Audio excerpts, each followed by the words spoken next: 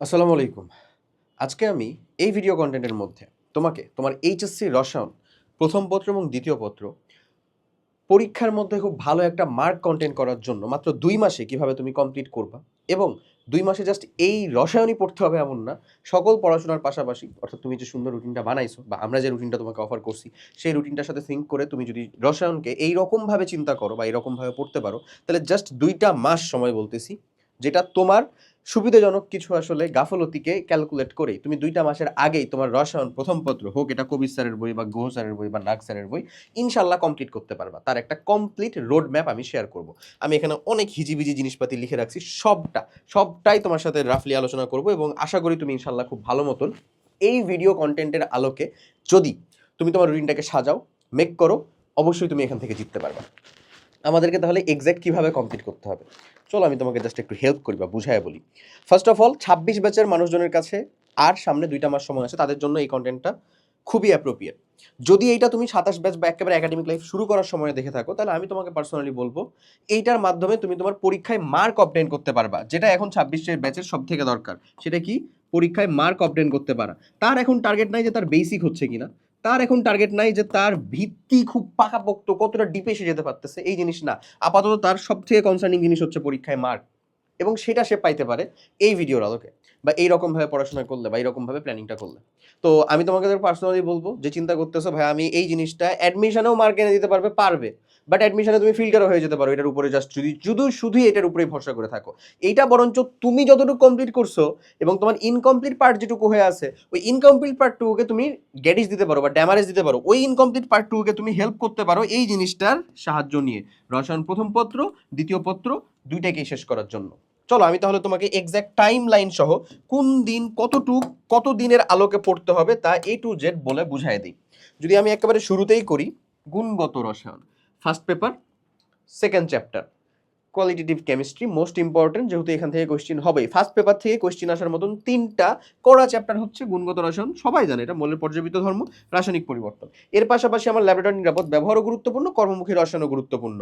Most important যদি বলি আর একটা কর্মমুখী রসায়ন, অ্যাটলিস্ট প্রথম হাফটুকু তো অবশ্যই, যেটুকু শর্ট সিলেবাসের মধ্যে ছিল, কমপ্লিট করতে হবে। বাট আমি মেজর একেবারে 3টাকে ধরছি, যেখান থেকে একাডেমিক থেকে শুরু করে অ্যাডমিশন সব জায়গাতে কোয়েশ্চেন ফ্রিকোয়েন্সি সব থেকে বেশি হবে। তোমাকে জাস্ট লেজিট পড়তে হবে কি, এই জিনিসটুকু তুমি যদি জানতে পারো, বিশ্বাস করো তোমার কাছে শুরুর একটা চ্যাপ্টারে মনে হইতে পারে যে বাপরে বাপ এতটুকু পড়লেই হয়ে যাবে ভাইয়া, বাট বিশ্বাস কর তুই যখন কিউমুলেটিভলি চিন্তা করবি যে এত কিচ্ছু আমি পড়ছি, এর পরের মধ্যে থেকে আমাকে কোয়েশ্চেনটা কমন ফেলাইতে হবে, হোক আমার যেটাই বোর্ড। আমার দ্বারা কি সম্ভব? উত্তরটা হচ্ছে একেবারে কথা হ্যাঁ সম্ভব। কমন পড়াও সম্ভব, কন্টেন্টগুলোকে ফিল্টার আউট করে ফেলাও সম্ভব। বোর্ড কোয়েশ্চেন আর দিবে কোথা থেকে? এর বাইরে তো টপিক মোস্ট ইম্পর্টেন্ট আর নাই। তোমার কোয়েশ্চেন এর ভিতরে টাচ হইতেই হবে, যদি হইতেই হয় তাহলে তো সমস্যা নাই। চলো তাহলে দেখি কি টপিকগুলো হতে পারে। প্রথম যে জিনিসটা, গুণগত রসায়নের শুরুর অংশটা আসলে পড়তেই হয়, মূল কণিকা রিলেটেড জিনিসপাতি এখনো অহরহ কোয়েশ্চেন এমসিকিউ থেকে শুরু করে সব জায়গাতেই দেখতে পাওয়া যায়। মানে আমি আমার নিজের এক্সপিরিয়েন্স থেকে বলতেছি, যতটুকু তোমাদের সাথে পড়ানো শেয়ার বা আমি নিজে শেখার এক্সপিরিয়েন্স সেটা থেকে, যে নিজের কোনটি আমাদের ভারী কণা বা কম্পোজিট কণা আসে না কোয়েশ্চেন, এমন কোনটি অস্থায়ী কণা আসে না। তারপরে এইটাই তো তোমার নিউক্লিয়ার বিক্রিয়ার সাথে কানেক্টেড, কারণ আলফা কণা, প্রোটন, নিউট্রন এদেরকে দিয়েই তো মেনলি হচ্ছে তুমি নিউক্লিয়ার বিক্রিয়াগুলো করো, পজিট্রন বের হয়, করে না? তো এই জিনিসের সাথে পরবর্তীতেও তোমার কিন্তু আর কি খুব ভালো মতন একটা যোগসূত্র স্থাপন হয়।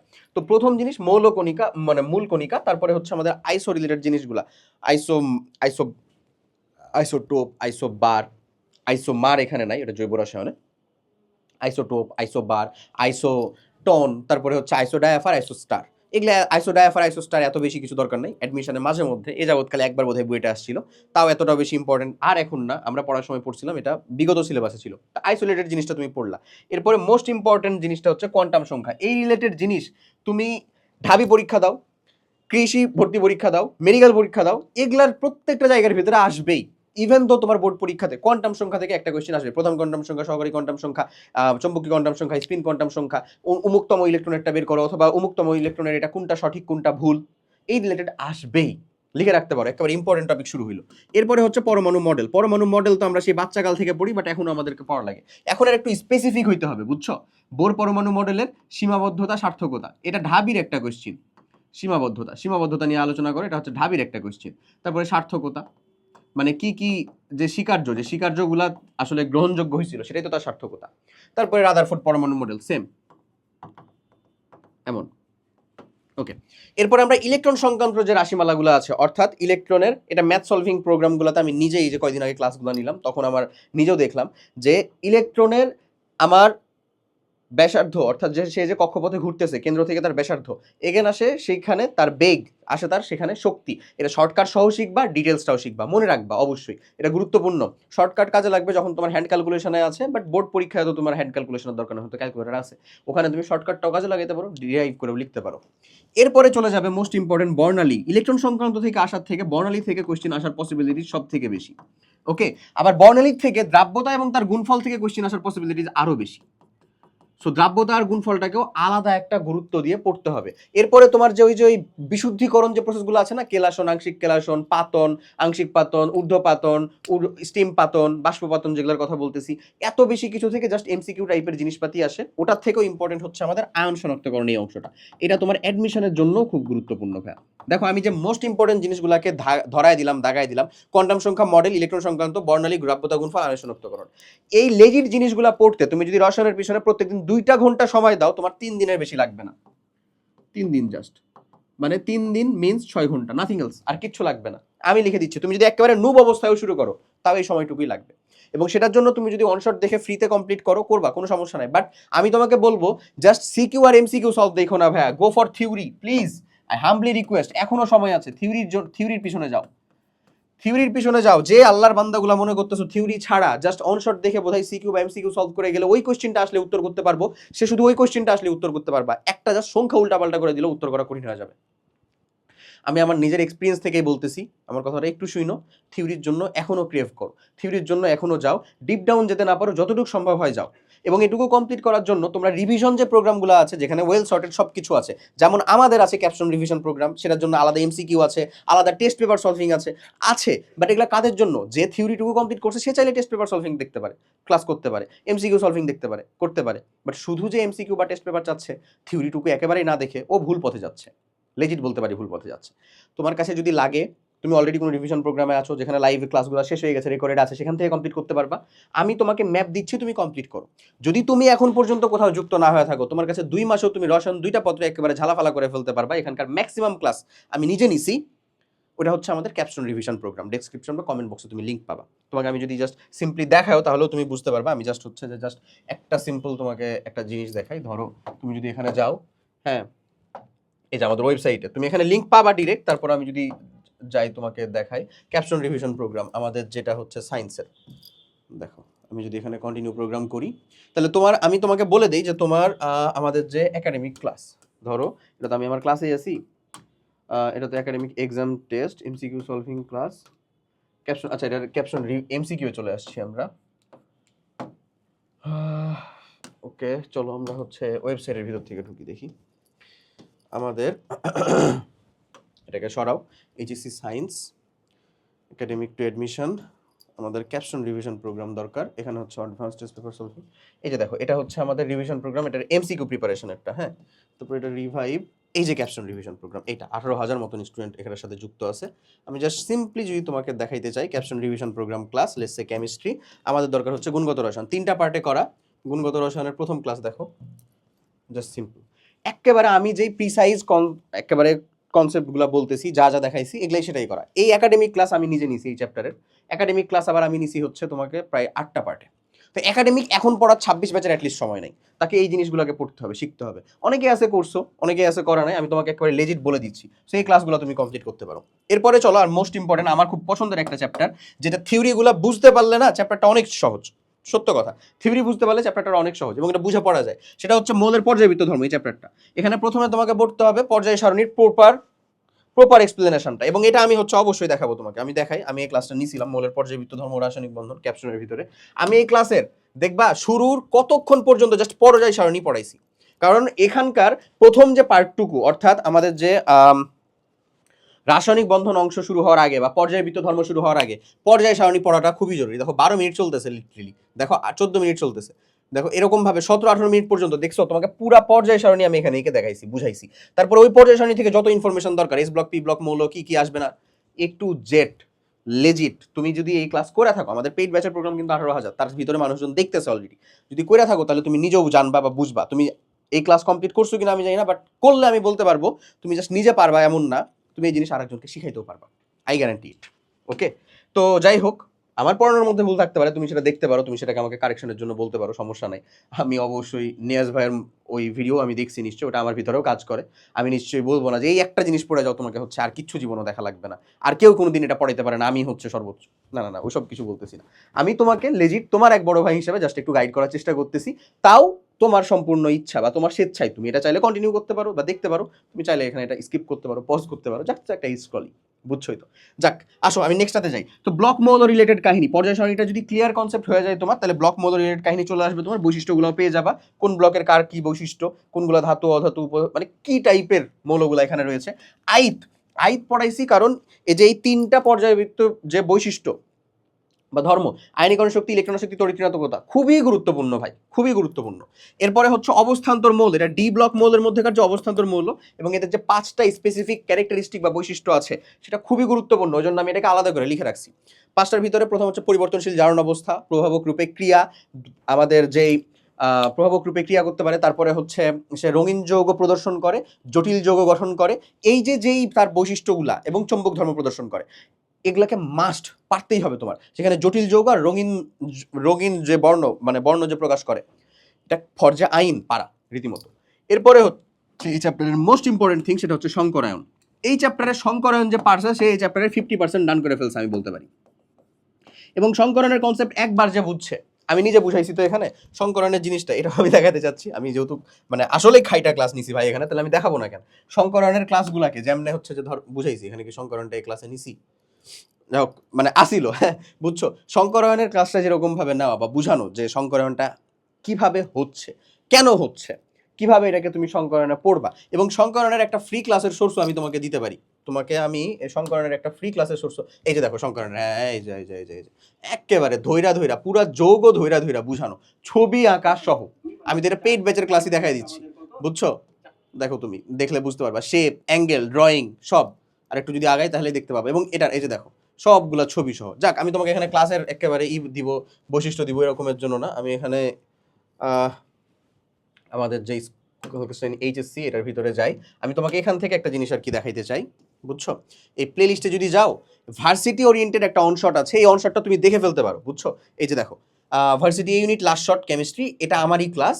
এই ক্লাসের ভিতরেও আমি তোমাকে একেবারে কম্প্যাক্ট ওয়েতে এই চ্যাপ্টারে যা কিছু আছে তা কমপ্লিট করাই দিচ্ছি, এটা সম্পূর্ণ ফ্রি। আমি তোমাকে জৈব রসায়নের একটা দেখাবো, জৈব রসায়নটার অংশের ভিতরে গেলে যাই বলতেছি। হ্যাঁ দেখো, এই ক্লাসের মানুষজন যারা করছে তারা অবভিয়াসলি তুমি কমেন্ট দেখলেও বুঝতে পারবা যে আসলে এই ক্লাসটা করার দরকার হবে কিনা, বা কোনো সন্দেহ থাকলে। এইখানেও আমি এক্স্যাক্ট সংকরায়ন যা যা যেমনে পড়ানোর মতো হয় সেটাকে একেবারে ধরে ধরে দেখানোর চেষ্টা করছি, বুঝছো। তুমি যদি একটু আগাও যাও তাহলেই বুঝতে পারবা সংকরায়ন রিলেটেড পড়াশোনা। এই যে এগুলাতে আমি দেখাইছি হচ্ছে যে ওই ইগুলা, তারপরে এই যে সংকরায়ন, দেখো সংকরায়ন রিলেটেড যা যা পড়ানোর মতন, যা যা গুরুত্বপূর্ণ জরুরি, সবটা ইনশাল্লাহ বোঝানো হয়েছে, একেবারে দেখানো হয়েছে, বুঝছো। এই ক্লাসটা এটা তো সম্পূর্ণ ফ্রিতে আছে, তুমি ফ্রিতেই করতে পারো।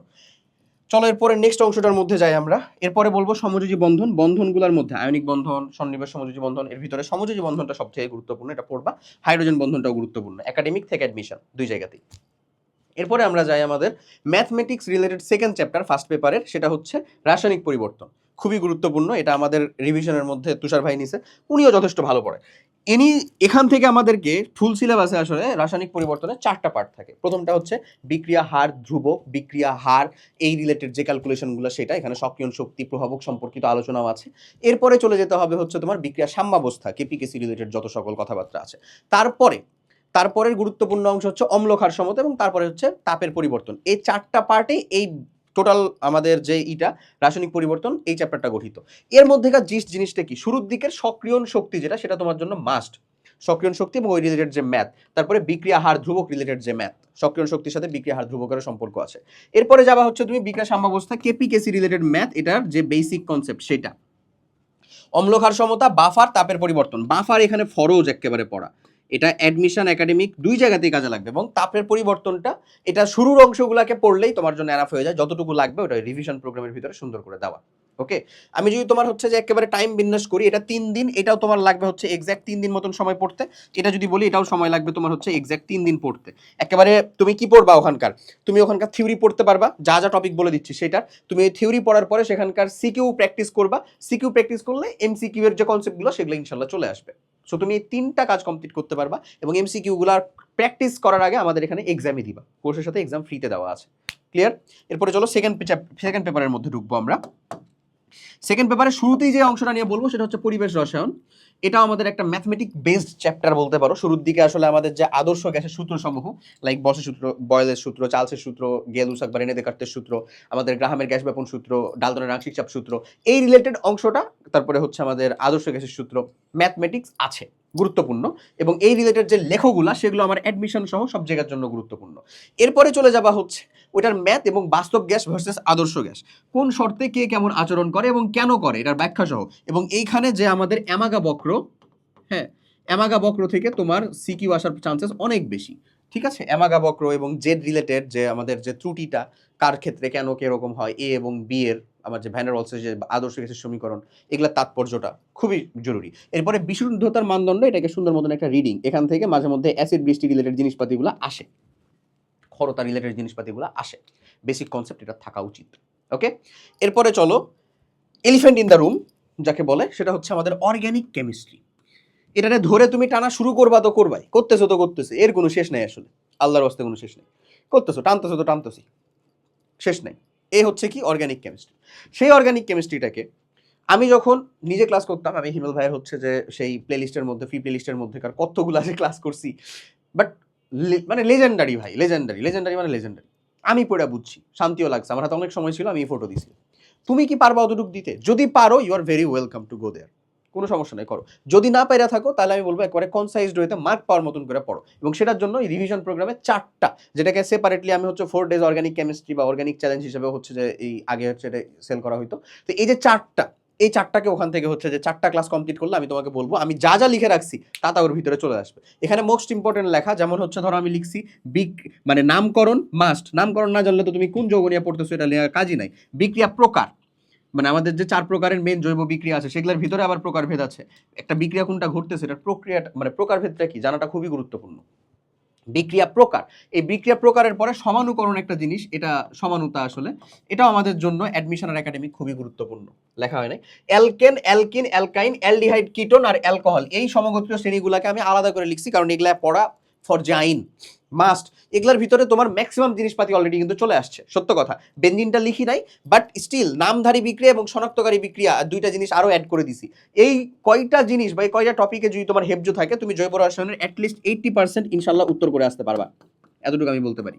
এর শেষ নাই ভাইয়া। এবং এটুকু কমপ্লিট করার জন্য আমি যেটা বলতেছি, এই যে তুমি যদি রিভিশন প্রোগ্রাম থেকে যাও তাহলে তোমাকে যাইতে হবে হচ্ছে, ধরো এই যে আমি তোমাকে দেখাই জৈব রসায়নের, এই যে দেখে নাও ভাইয়া 4টা part, part 1, part 2, part 3, part 4, এবং এই পার্ট 4টার ভিতরে টোটাল টাইম হচ্ছে 9.5 আওয়ার্স। আমি ধরে নিই তুমি যদি প্রত্যেকদিন 1 ঘন্টা করেও সময় দাও তাহলেও তোমাকে জৈব রসায়ন কমপ্লিট করতে টোটালে টাইম লাগবে হচ্ছে, আমি দিতে চাচ্ছি 12 দিন ফুললি কমপ্লিট করতে। আর তুমি যদি পার্ট ওয়াইজ কমপ্লিট করো, একটা পার্ট একদিনে কমপ্লিট করবো, দরকার হলে একদিন পর পর করবো, তাও তোমার 8 দিন অথবা 4 দিন সময় লাগতে পারে, it's totally up to you. But আমি চাচ্ছি তুমি জৈব রসায়নটা খুব ভালো মতন কমপ্লিট করো, এবং ভালো মতন কমপ্লিট করার জন্য তোমার এখানে একটু মানে টাইম দেওয়া লাগবে, টাইম ইনভেস্ট করা লাগবে, এই জাস্ট, আর কিছু না। কথা ক্লিয়ার? পরিমাণগত রসায়নের ভিতরে যদি যাই, মানে জৈব রসায়নের কথাটা বোঝা গেছে। এবং এটুকু কমপ্লিট করার পরে, 4টা কমপ্লিট করার পরে তুমি বোনাস হিসেবে এখানকার এই যে ভার্সিটি কয়ের যে লাস্ট শট, এটাও কমপ্লিট করতে পারো। এই ক্লাস দেখলেও তুমি বুঝবা এটা, এই ক্লাস দেখলে বা ক্লাস কমেন্ট দেখলেও তুমি বুঝবা যে ক্লাস করাটা দরকার হবে কিনা বা জরুরি কিনা, বুঝছো? তা আমি তোমাকে আর এটা নিয়ে রিলেটেড আলাদা করে কিছু বলবো না, তুমি আরামসে বুঝতে পারবা। ওকে, এটা ফ্রিতেই দেওয়া। আবার কেউ যদি চিন্তা করো না ভাই আমি করতেই পারতেছি না, আমি ফ্রিতে অন্তত এটুকু করে শেষ করবো, তাও দেখে যেতে পারো, তোমার উপকার হবে, অ্যাটলিস্ট আমি বলতে পারি, মার্ক পাবা, কিছু কিছু মার্ক পাবা। এরপরে চলো আমরা বলি পরিমাণগত রসায়ন অংশটা নিয়ে। এখানে আমাদের শুরুর অংশ একেবারে ওই যে ওই আয়ন ইলেকট্রন পদ্ধতিতে বা অর্ধ বিক্রিয়া পদ্ধতিতে আমাদের যে সমতাকরণ, সেইটা খুবই গুরুত্বপূর্ণ। জারণ বিজারণ সমতাকরণ মোস্ট ইম্পর্টেন্ট। এই রিলেটেড যে ম্যাথ, বিশুদ্ধতা মানে কতটুকু বিশুদ্ধ না বিশুদ্ধ, লোহা কতটুকু লাগবে না লাগবে, এবং পটাশিয়াম পারম্যাঙ্গানেট, পটাশিয়াম ডাইক্রোমেট দিয়ে যে অম্লীয় মাধ্যমে সমতাকরণ, সেটাই। অন্যান্য মাধ্যমগুলো আমাদের নর্মালি আসে না, বাট অর্ধ বিক্রিয়ার মাধ্যমে সমতাকরণ মাস্ট পারতে হবে। ওই রিলেটেড যে ম্যাথ সেগুলো সম্পূর্ণ কমপ্লিট করতে হবে। অম্ল ক্ষার সমতার যে ম্যাথগুলো সেগুলো মাস্ট বি কমপ্লিট করতে হবে। এটা বিক্রিয়া স্টোইকোমেট্রি খুব সহজ জিনিস আসলে, যে একবার বুঝছে, যে একবার পরিমাণগত রসায়নের মজা পাইছে তার আর এটাতে আসলে ফিরে তাকাইতে হয় না। হ্যাঁ, আর এই যে মোলের কনসেপ্ট থেকে যে ম্যাথগুলো, এগুলো তো বেসিক, এগুলো আমরা 9-10 করে আসছি। ওকে, সো তুমি যদি একেবারে নতুন না হও, বিশ্বাস করো এখানে তুমি হচ্ছে খুব ভালো মতন একটা মার্ক উঠাইতে পারবা। আর আয়োডোমিতি, আয়োডিউমিতি এগুলা রিলেটেড কোয়েশ্চেন মাঝে মধ্যেই আসে। উইনফ্লোর আয়োডোমিটিক প্রসেস বা আয়োডোমিটিক প্রসেস, এগুলা রিলেটেড একটু পড়ে রাখাটা বেটার। ওকে, পরিমাণগত রসায়ন এখানে তোমাদের সিয়াম ভাইয়া ক্লাস নিছেন আমাদের যে প্রোগ্রাম, সে প্রোগ্রামের মধ্যে এটাও তুমি হচ্ছে যে দেখতে পারো পরিমাণগত রসায়নের, বুঝছো? এই যে সিয়াম ভাইয়ের ক্লাস, ভাইও যথেষ্ট ভালো ক্লাস নেয়।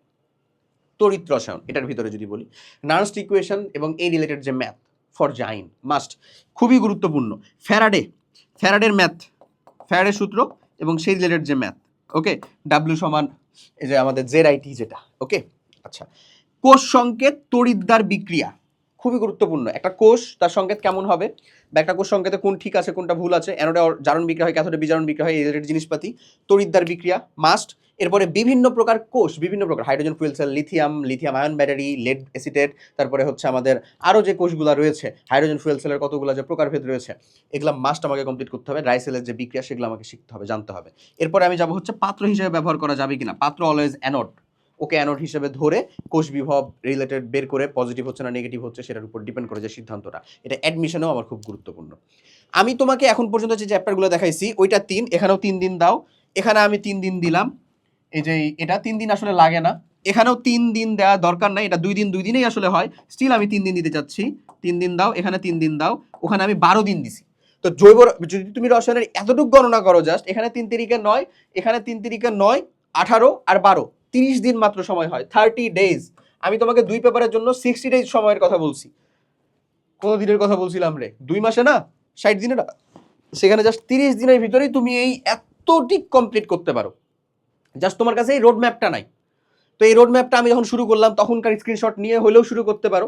মোস্ট ইম্পর্টেন্ট যা আছে এর বাইরে ইনশাল্লাহ রসায়ন থেকে মানে কোশ্চিন আসার পসিবিলিটিস অনেক কম।